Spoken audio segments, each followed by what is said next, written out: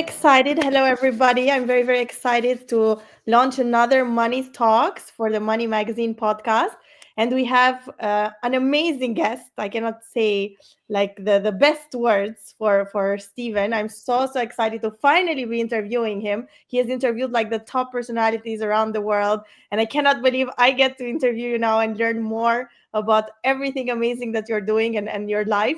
I met with Steven so many years ago. We were just talking about it now, like around, I think, more than 10 years ago, when he came up with a brilliant idea to do the AI for Good Global Summit of the United Nations, which is huge now, and so many people attend, and it has touched so many people also. So I'm very happy and honored to have met you then and continued our relation, and so happy to see you now again. Stephen, you do so many things, like you wear so many hats. So I'm not even going to attempt to actually introduce you, because I think you've done everything in life. You manage like $1 trillion funds, and you have so many prizes. Every year I see like Microsoft, everybody's giving you prizes like every year. So can you tell us a little bit in a nutshell, or what you're working on now, and a little bit about like your different experiences, which are so many. I think we need like a Netflix show on it. Well, thank you so much. I mean, you've been doing amazing work, so congratulations on your amazing success in entrepreneurship and funding and so on. As a I would say venture studio expert, a venture capitalist, you name it, running communities. So congratulations on all the amazing success that you've had and continue to have, and the great impact you have globally. So, with regards to what I do, I work across more than 100 different communities in some kind of leadership role. So, in investments, also in science and computing, and also supporting the UN in different programs like ITU and AI for Good, and then also the World Food Program and their innovation accelerator. So, working across more than 1 million CEOs, investors, and scientists at the same time. This is just amazing. I want to zoom in on a couple of things. Like the first one, of course, is the one that we worked on together, or many of them that we worked on together. I would love to hear a little bit for everybody on the AI for Good Summit, and also your outlook now on AI in general. Right, so many things have changed since you started it so many years ago, and now we've seen all these like new technologies, and we just see more and more and more. I would love to hear a little bit like why you decided to start that. Why you came up with this idea, but also like your outlook in general on AI today. What's hot? What do you think is going to be hotter coming soon? Yeah, happy to do that. So maybe what I'll do is I'll describe my journey first. So I was reading encyclopedias when I was 3, which made me really curious. So I built my first computer when I was 10. It had a bit of AI in it. And then I worked on the first commercial microcomputers in the 70s, and then the first micro enterprise network systems with AI in it for sure in the 1980s. In fact, the first implementation of it in a particular sector. And so continued that journey from the 60s, 70s, 80s. Now I'll bring you up to post or pre 2000. I was actually urging the UN before the implementation of the Millennium Development Goals to embrace AI, but also to embrace technology. Of course, they did not. But I was able to do interventions in New York prior to the release of the SDGs. And that was prior to the release of the Sustainable Development Goals in 2015. So I did say you should embrace AI, you should embrace technology. And of course, when the Sustainable Development Goals came out, AI and other technologies were embedded in that. Since that happened in 2015, then in May of 2016, because I've been dealing with the ITU since like 2011, 2012 at WSIS, I decided to approach them about why don't we use technology for good and AI for social good to support the SDGs. And I met with some of your leadership and they said, okay, let's see if we can do something. And that's how this became AI for Good. It actually raised almost all the funding the first year from my I group from Reds remember. Capital. So and introduced X Prize then and Amir early on, and actually even I brought in a lot of the initial speakers. They came from my network, and then I would introduce them to your program I was team so just they gonna could say follow that. up. So I was very active in working with the UNITU back then. And in fact, worked on it every day, went on the road to sell it to your other UN agencies and to countries and to corporates. And it was all pro bono, by the way. It's all donated time. So I Wow. donated more than 1.5 FTEs, and FTE is a full-time equivalent full-time work. So I donated more than full-time for the first year. And then, of course, I would say about the same for the second year. And then after that, once it gained enough inertia, then of course, it lives on its own. So, Yeah, and it's become so big, and so many people work for it now. So that must be like so exciting for you to see as well. Because I remember in the beginning there were so many introductions that you made, so many people that you brought. It was a little bit like your birthday party in the beginning, your birthday party with your AI friends. Like everybody that knew Stephen was there. yeah, I mean, it was now you wanted me to talk about where I see AI going, right? Yes. So, in fact, I just finished keynoting a series of private CEO and other conferences and summits back to back. In fact, I was in Abu Dhabi, Dubai, then I was in Brussels, Ghent, and then I was in just this past week in Barcelona. So, and earlier this year I was in Singapore. So, but in each one of these, I was talking about where AI is going. So, what I recommend people do is uh, I see the confluence of supercomputing, quantum computing, chip technologies, biomedical innovation, all accelerated and integrated with AI machine learning. And as a result of this double exponential rate of innovation, it represents a major inflection point for humanity, all life on the planet, and the entire world. And in fact, I remember mentioning this to your ITU colleagues back in 2016, and I think they thought it was too futuristic and it wasn't real. I said, quantum computing, you have to pay attention to, it's going to be real. I said, supercomputing, biomedical innovation, chip technology going through the roof. And I would paint the picture exactly as it is today. I said, there's going to be AI, you're going to be able to talk to it, and it's going to respond, and you can already do innovation with it. Of course, you had Deme Hassabis win the Nobel Prize with his colleagues last year, picked it up in December, actually physically the prize, because he used AI with DeepMind to show amino acids fold into the over 200 million proteins. So there, if you would have gone back to 2016 when I first talked to ITU, I would mention this kind of a miracle, and they would say, nah, 100 years out, impossible. Guess what? It used to be 5 years ago, it used to take a year to go from amino acids to show the structure of one protein, Mm. never mind the structure of 200 million proteins. So that would be considered impossible 5 and 10 years ago. And in fact, because this has happened and you're understanding the structure of proteins, you now have things like applications for the environment, renewable energy, green chemistry, evolutionary history, millions of applications in healthcare, because really how the body functions, how it gets diseases, how do you prevent them, fundamentally is managed through proteins or controlled through proteins or functions of proteins. In fact, there's a new AI technology called ESM3.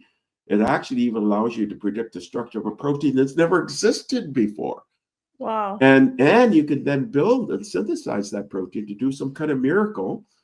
And that's condensing 500 million years of evolution into a moment using the ESM3 technology. So so look at that. That's a miracle in AI. And of course, now they're talking about AGI, artificial general intelligence. That's where AI is equivalent to the best of us.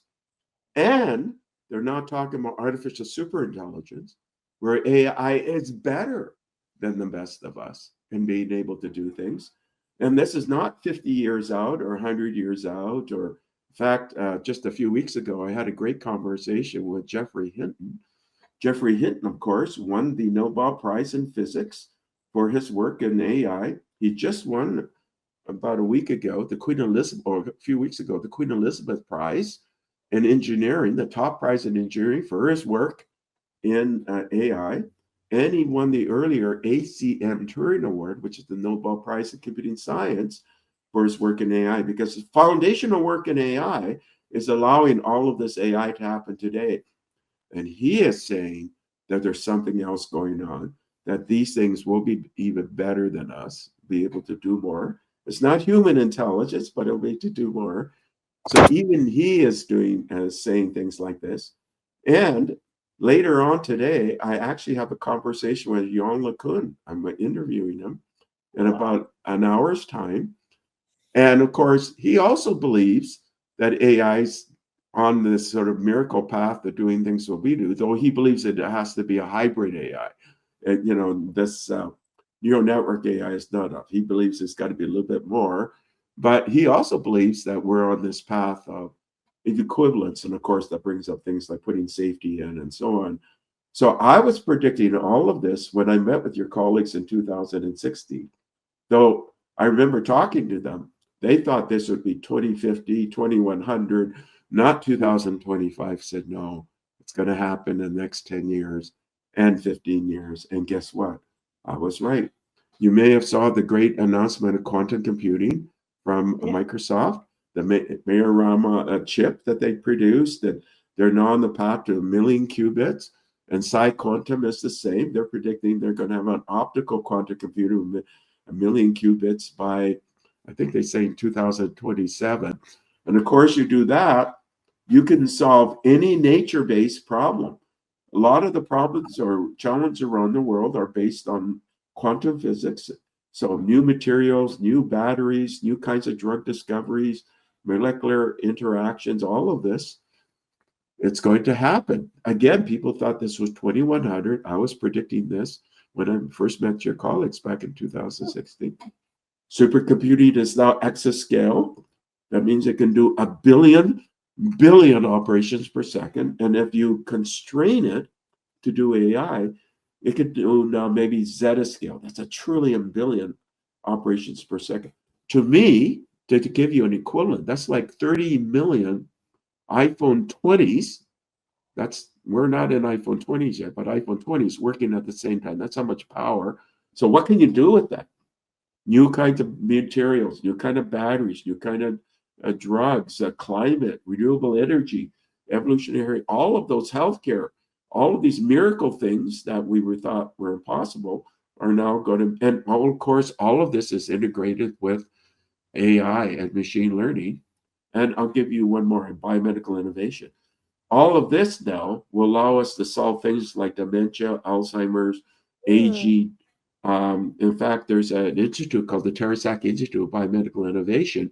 They're now working on producing 3D printed organs that you can almost mass produce. So the same kind of organ will work for you and me, a liver, for example, and you won't get any rejection.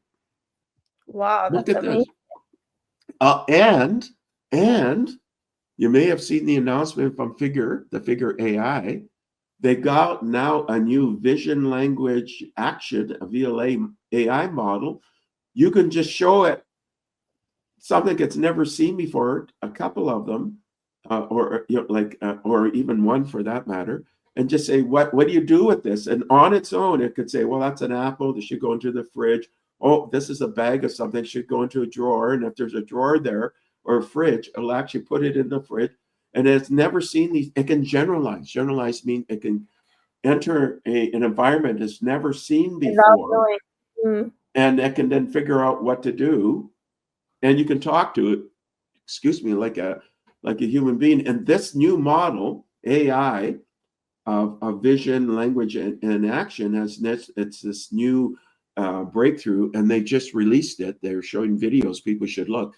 Again, people would have thought, when I talked to your colleagues back in 2016, when I predicted this would happen, they would have thought 2100, 2050. It's happening now in real time. So this miracle is happening now. Unbelievable things are happening now, and it will create a world of abundance.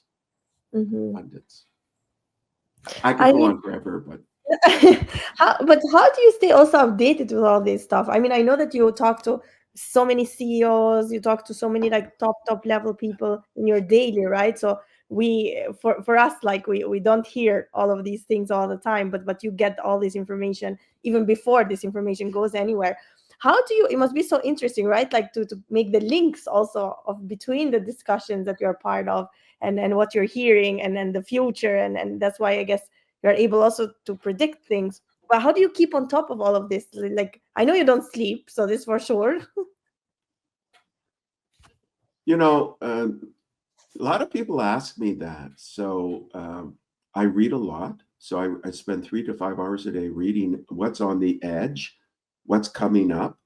And in fact, in my series of keynotes I've been doing, I've been giving them resources they should look at. So in every keynote, I have your 2.5 minute video from ITU on AI for Good. I recommend that people should embrace all of the things of AI for Good. But I also recommend the ITU is a great resource. For example, you have the Partners to Connect. I shouldn't say you because you're not working with the ITU One directly step at a anymore. time. But they have Partners to connect all the 8 billion to the internet. They have Giga to connect all schools. They have the Innovation Factory for Entrepreneurship. They have the Impact Initiative for empowering and accelerating the SDGs. They have the Global Skills Coalition for Jobs. But they have hundreds of these different programs, and they're all free. And you can participate, and you can get all sorts of resources back. I also recommend ACM, Association with Computing Machinery. We are number 1 in the world. I've been on the board for a long time, and I chair committees on the board for a long time. But we have like over 100 conferences and journals, and we have our education center. One of the top journals in the world is called the Communications of the ACM, and it always talks about things that are coming, amazing innovations, and it's free. It's actually freely available. In fact, a lot of the tech talks, and I'm on the tech talk committee of the ACM board, they're free. We can provide them for free. We have something called Bytecasts. Again, talking with the top leaders, it's free. I actually chair that committee of the board. So we have the IEEE, or I should say the ACM, where you can pick up all of this material, and you can join as a member, and it's under $100 a year, and for Oh, students, wow. about $20 a year. And you have access to all of this amazing content, so you can stay up to date, and it's curated. In other words, it's good information that the ACM has curated and Mhm. filtered to make sure it's the best quality. I'm also part of another organization called IEEE. We're very old, like 160 years old, and we're the world's largest technology engineering organization. We have over 1,000 conferences and journals and sub-organizations and a lot of things that are free. For example, we have a robot site called Robot Guide, keeping track of all of these amazing robots around the world, and it's free. And of course, for a modest membership fee, because both the ACM and IEEE were nonprofits, you can then get access to this. I'm also part of IFIP, the International Federation of Information Processing. I chair the Global Industry Council. In fact, I founded it. I'm vice chair of the IP3 initiative. But again, we have conferences and journals and things like that, and you can access for all of this material. And again, we're a nonprofit, so I've given 3 amazing organizations. If you look for corporate access of information, like you asked, how do I keep up? Well, I'm actually part of all these organizations. I'm part of UN programs, right? I help like AI for Good. I'm part of the World Food Program. They have an innovation accelerator, and that's like the number 1 innovation accelerator in the UN system. And I'm actually a founder of their advisory council. But again, they have a lot of content. They have Mhm. a great programs for entrepreneurship.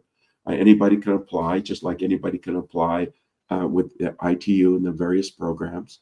Okay, so there's UN, there's these science organizations. Corporates have a lot of information, Google, IBM, and so on. Let me give one that would be dear to your heart, Microsoft. Mhm. Microsoft has something called Microsoft for Startups. They just announced a partnership with NVIDIA. I Mhm. estimate, now I'm just guessing here, there's probably over 100,000 startups in there now. They Wow. also have something called the Pegasus program. That's the unicorn builder. It's part of Microsoft for Startups for the under 1%. I know Sally Ann Frank. She's a good friend of mine.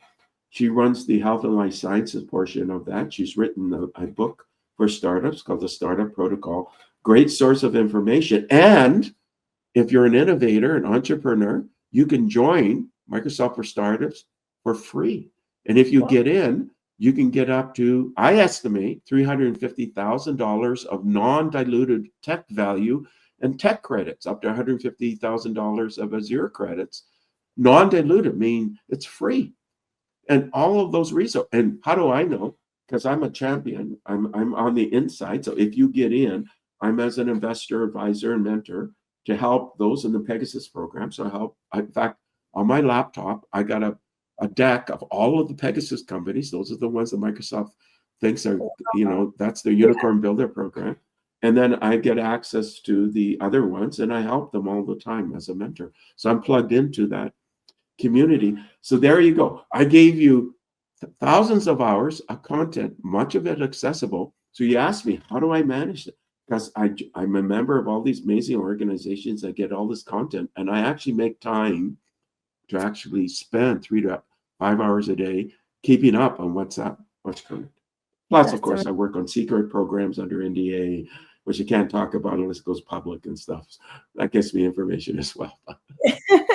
But that's great actually that you also like make time to read them, because a lot of people are members in a lot of places, right? You see them like here, there, but actually they are not taking. So sometimes it's better to be member somewhere you're actually going to take value from, right? Not just to be like, I'm sure a lot of people want you everywhere for like board seats and things like that. But the beauty with you that I've seen, and it's not like something, it's something very rare, is that you actually really put the time and you really give value, and you really make a lot of people sit on board memberships and they're like actually useless there, but with you, every time we work together, it's like you really bring so much value. It's amazing. I think you can do like so many events on your own like you don't need anybody, because you have everything from A to Z. I remember when we did the YPO event together also. I mean, you brought that whole thing together. You brought, I remember, the CEO of Zoom, I believe, at the time during the COVID, and like so many top people, like totally by yourself because of John your. Hennessy as well. Yes, Chairman exactly. of Alphabet Key for my network. Yeah, I brought the chair of Zoom, my network. Yes, you're right. I remember, and they were just like there because of you. Exactly, that they even said it in the sessions. It was amazing. So as I remember this so well, like this is the kind of people that companies would want on boards, because you really kind of deliver what you're saying, and it's not just like I know people and then no one shows up. People actually show up for you. So that's what I really admire about you. Honestly, it's so amazing, and you're so generous with it. That's the other thing, like you really do it for the greater good and the impact, and not just because you're gaining anything, because never gain anything out of it actually. You're always volunteering everywhere. But Yeah, in terms, I really believe in tech for good and AI for good, and ever since I was a very small person, a young you person. honestly, you live this, you live the whole Yeah. concept of tech for good, and really, like, this is what tech for good is all about. And one question that a lot of people, we usually run through the networks before we record, and we try to get like questions from people and so on that are following us in the magazine. A lot of people want to know from the startup side of things, like when you are looking to invest, and you mentioned that you get so many pitch decks and they're curated and so on. I know this question is like that old age question, but like, what do you look for? Everybody wants to get an investor like yourself, sit them down, and get all the answers. But it's like, what are you looking for right now in terms of technology, in terms of teams, in terms of anything, or maybe you can give some like a message or an advice for anybody that is pitching, especially someone like you that has global network, everybody around the world. You get, I'm sure, like thousands and millions of pitch decks and opportunities, and everybody, I'm sure, tries to drag you left and right to invest. Like, what stands out to you? That's maybe how I could phrase it. Yeah, I mean, I really do. So to me, I estimate there's 6 million at any one time viable startups, right? So more than a concept, they're on the journey, they've got something. 6 million at any one time. I actually have access to all 6 million in some way through the ACM, the IEEE, for example. We have a formal entrepreneurship program, ACM. We're starting that as well. And then, of course, there's the ITU. I mean, and there's the CEO organizations, all of them have startup programs. The Canadian government, for example, has a startup program. So and I'm part of all of these different programs. So I have access to all 6 million basically, but I get them filtered down, right? Curated, as you mentioned. So what are the things do I look for? I look for unique IP. So in other words, do they have some kind of technology or not just technology, but a product that is unique, and there isn't like everybody doing it, because then how do you compete? How do you differentiate, right? So making sure that you have a differentiable, something that makes you unique, and a product solution that you have. So you already thought about a problem, you already thought about a solution, you already thought about productizing it, and you see a market, and you can see some fit between that market and your product, and you got validation. I want to make sure that it's not just your friends saying, hey, that's a really good idea, good product. It's somebody willing to say, hey, I so believe in what you're doing, I want to buy your product when you release it at the beginning. I'm willing to put some money down, to cut you a check or something to be on your first delivery of your product when it's ready, if it's not ready yet. When you have your first product, we call that an MVP, minimal viable product. So you want to make sure that people are actually lining up to get it. It's not just people patting you on the back, say it's nice, because really that kind of validation doesn't mean a lot. Doesn't mean anything, any. You want real validation, right? Validated people actually lining up, willing to commit cash, things like that. Prove you want to make sure it's differentiated from anybody else that's out there. Okay, so that's kind of one area. The other area is you want to make sure that you have people that are really committed. So the journey of an entrepreneur is very volatile. It's up and down. It's sun is shining one day and it's raining the next day.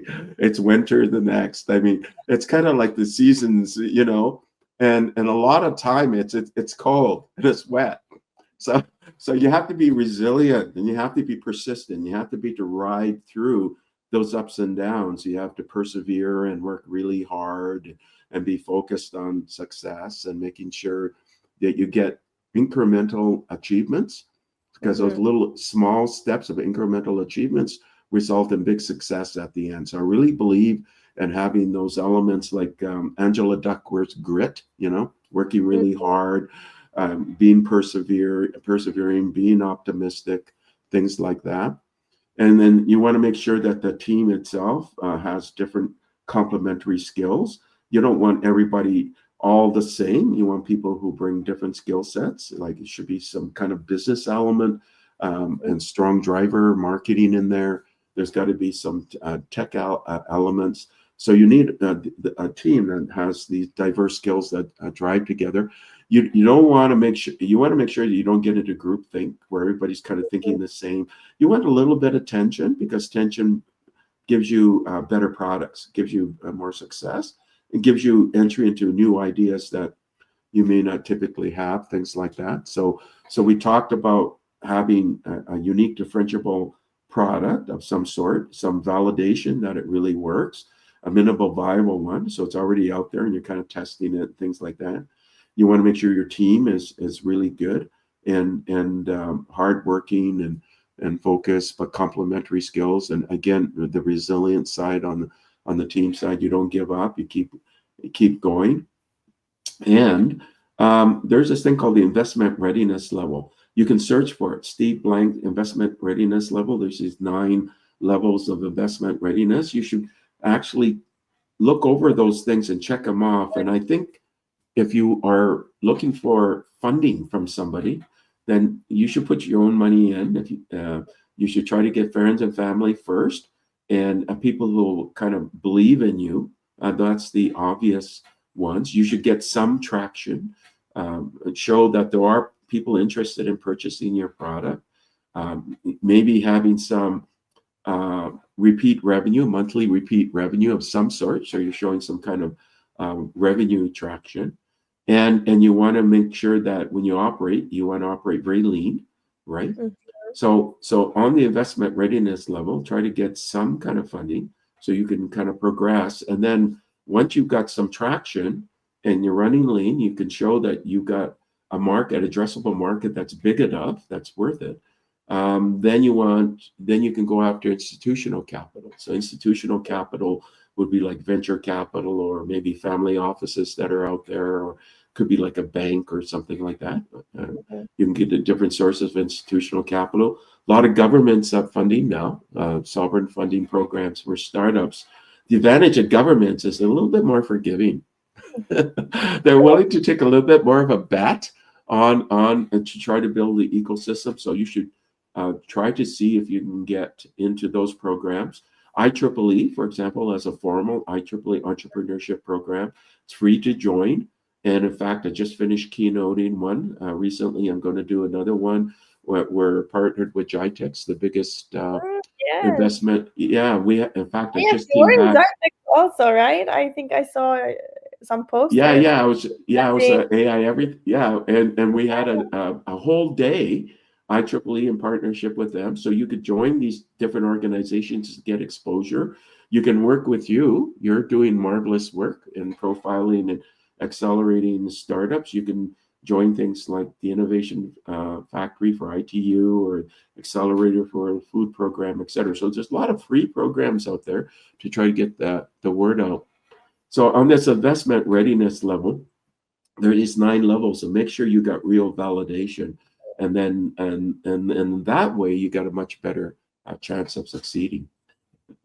I love this. This is so cool. And I have one small follow-up question on this. A lot of people they say that you should join your company full time.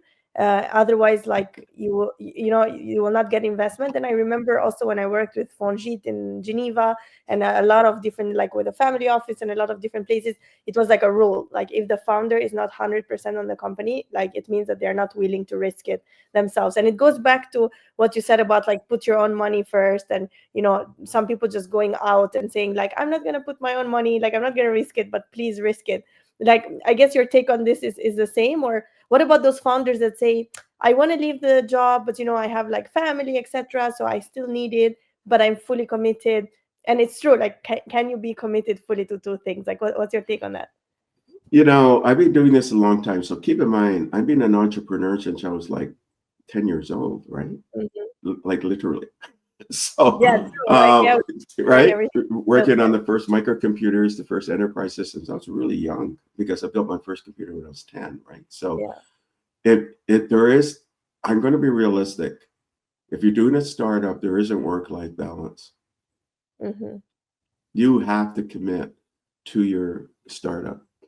You got to commit. You got to make it a priority, and that's just the way it is. If you want it to succeed and you want investors and other people to bet in you, like you said, you definitely have. It's more than full time. It's more than one FTE. You're spending 80, 100 hours a week. You're working weekends. If you have to make a delivery, you may have to work 20, 30 hours straight with just brief moments of rest, because you have to make your commitments. You have to make your delivery points and more. And when problems come up, you have to address those problems. You can't go home and rest and take holidays and things like that. So uh, just from my experience, and then all the startups that I know, the ones that succeed, they're really focused and committed. This Angela Duckworth idea of commitment and perseverance, and you put a lot of time and energy into it, and that ultimately will give you a better chance or probability of success. So absolutely, you bring up a very good point. It's got to be a priority, otherwise you're not going to make it. Yeah, because we hear this a lot. Sometimes people argue with me many times, like, no, but this, but that. But I Yeah. totally agree with you 100%. And also, we've seen it in the investment space. People will not put money down for someone who is doing this. But so, thanks so much for that. I know that we are running out of time, and me and you, I think we can keep talking forever. But I know you have many important people to talk to also, so I don't want to take you away from that. Just one message from your side, to whoever you want, to the young people, to the professional today, to the people that are scared of AI, anybody that you want to like send a message. We always try to do this at the end because we know that sometimes people they skim through stuff, but at least at the end they always listen to that one message. So anything you want to let the audience with as we go? Embrace combinatorial thinking. So combinatorial thinking is look at diverse communities, diverse ideas, and spend some time every day to see how you can combine them in unique and different ways. and you'll grow from that experience, and you'll be able to contribute in remarkable ways by doing that. So embrace combinatorial thinking. I love that. Thank you so much, Steven. I'm always learning from you new things. And thank you for making the time. I know you're super busy, so we super appreciate it. Thank you so much. And I hope to see you soon again in person. Yeah, and congratulations on your remarkable continuing success and impact you're having. You're just amazing what you're doing. So to the audience, they should follow you and your work and support Thank you. It's because I met people like you very early on. That's why. it. Thank you, Steven. See you soon. Okay, take care. Bye.